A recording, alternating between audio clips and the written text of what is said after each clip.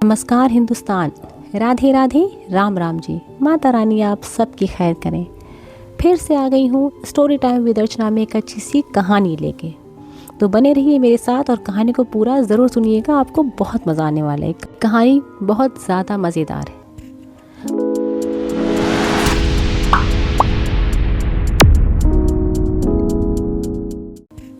बहुत पुराने ज़माने की बात है। एक राजा था, उसके पास अपना बहुत बड़ा ख़जाना था।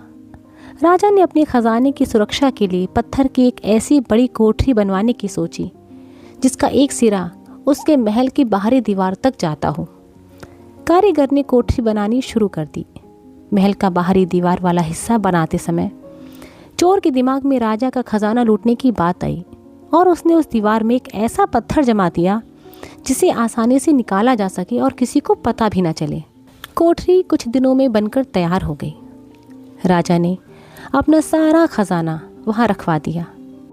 समय बीतता गया। कुछ समय बाद कारीगर बीमार पड़ गया। उसकी मृत्यु निकट देखकर उसने अपने दोनों बेटों को अपने पास बुलाया। उन्हें राजा के खजाने वाली कोठरी के पत्थर की बात बताई। उसने कहा, मैंने तुम्हारे लिए ही ये सब किया है। राजा के खजाने को लूटकर तुम सारी जिंदगी मज़े में बिता सकते हो। फिर उसने अपने बेटों को उस पत्थर को हटाने का तरीका बताया जिसे उसने राजा के खजाने वाली कोठरी में दीवार में जमा दिया था। उसने उन्हें खजाने तक पहुंचने का रास्ता भी बताया। इसके कुछ दिनों बाद ही कारीगर की मृत्यु हो गई। बाप के मरते ही उसके बेटों ने राजा का खजाना लूटने में देरी नहीं की। एक रात वे छिपकर राजा के महल तक जा पहुँचे और खजाने वाली कोठरी की दीवार में लगे उस पत्थर को हटाकर एक बड़ी रकम लूटकर ले आए। एक दिन जब राजा ने उस कोठरी में जाकर देखा तो उसे बड़ी हैरानी हुई कि खजाने से इतना धन गायब हो गया। उसकी समझ में कुछ नहीं आ रहा था कि चोर कोठरी में आखिर घुसा कैसे। ना तो कोठरी की कोई दीवार टूटी हुई है, ना कोई सेंध लगी है और कोठरी की सांकलें और ताले भी एकदम ठीक ठाक बंद हैं। इसके बाद राजा जब भी खजाने की कोठरी में जाता उसे खजाना पहले से कम मिलता। चोर धीरे धीरे उसका सारा खजाना खाली करते जा रहे थे। आखिर राजा ने चोरों को पकड़ने की ठान ली।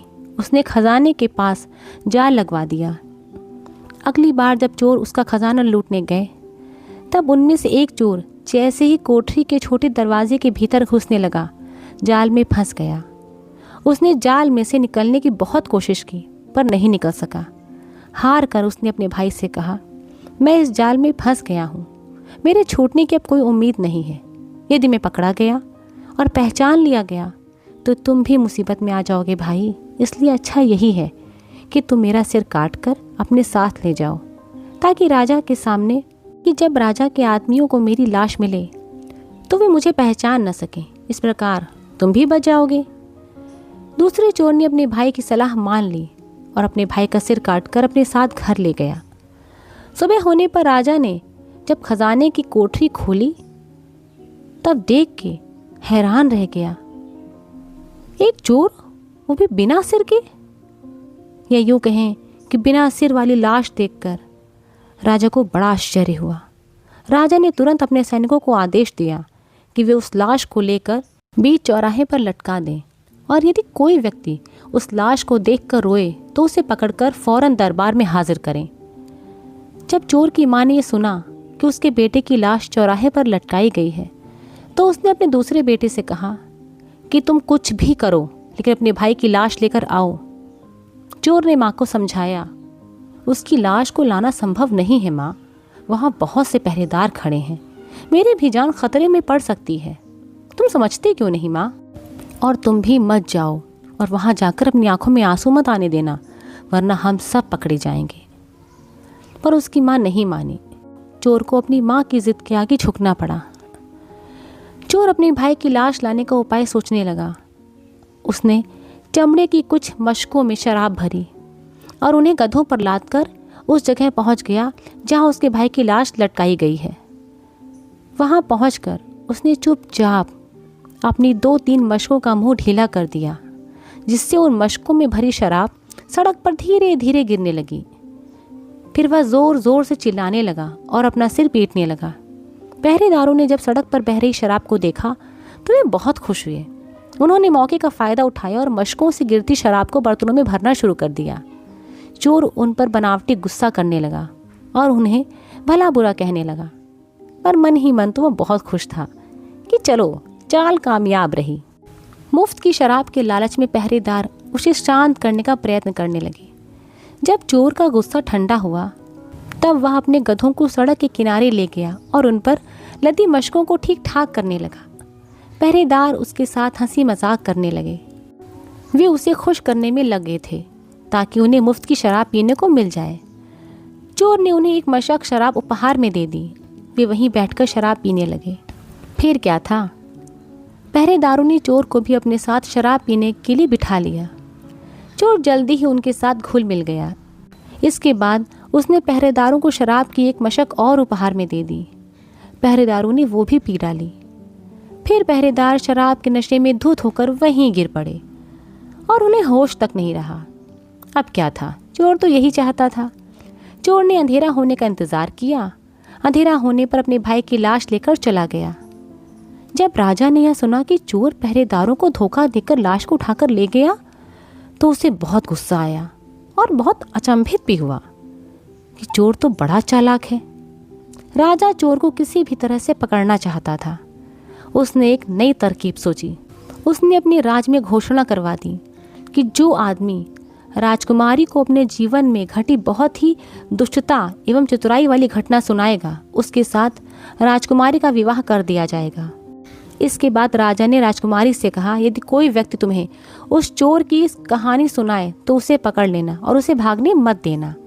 दूसरी तरफ चोर ने यह घोषणा सुनी। वह समझ गया कि राजा ने उसे पकड़ने के लिए यह चाल चली है।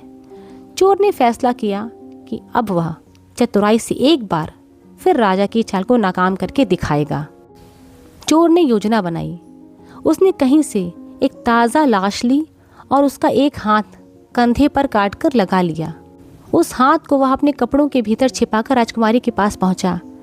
राजकुमारी ने उससे पूछा कि उसके जीवन में कौन सी ऐसी घटना घटी है जो बहुत दुष्टतापूर्ण और चतुराई वाली हो। चोर ने कहा कि मैंने अपने जीवन में सबसे ज़्यादा दुष्टता का काम तब किया था जब मैंने राजा के खजाने के पास जाल में फंसे अपने भाई का सिर काट दिया था, और बहुत ही चतुराई का काम तब किया था जब मैं राजा के पहरेदारों को मूर्ख बनाकर अपने भाई की लाश चौराहे से उठाकर ले आया था। चोर के मुंह से सुनते ही राजकुमारी ने उसका हाथ पकड़ लिया, लेकिन चोर ने जल्दी से ही राजकुमारी को अपने कपड़ों के भीतर छिपा कटा हाथ पकड़ा दिया और वहां से भाग गया। राजा ने जब यह घटना सुनी तो वह चोर की हिम्मत और चतुराई देखकर दंग रह गया। उसने अपने राज्य में चारों तरफ ढिंढोरा पिटवा दिया कि यदि वह चोर स्वयं उसके सामने आ जाए तो वह उसे माफ़ कर देगा और उसे बहुत सा धन इनाम में देगा, साथ ही राजकुमारी का विवाह उसके साथ करा देगा। चोर ने राजा की घोषणा सुनी। वह डरा नहीं, वह निडर होकर राजा के पास गया। राजा को हार कर अपने वादे के अनुसार राजकुमारी का विवाह उसके साथ करना पड़ा। तो ये कहानी आपको कैसी लगी प्लीज़ कमेंट ज़रूर कीजिए। स्वस्थ रहिए, मस्त रहिए, खुश रहिए और अर्चना को याद करते रहिए। Have a nice time.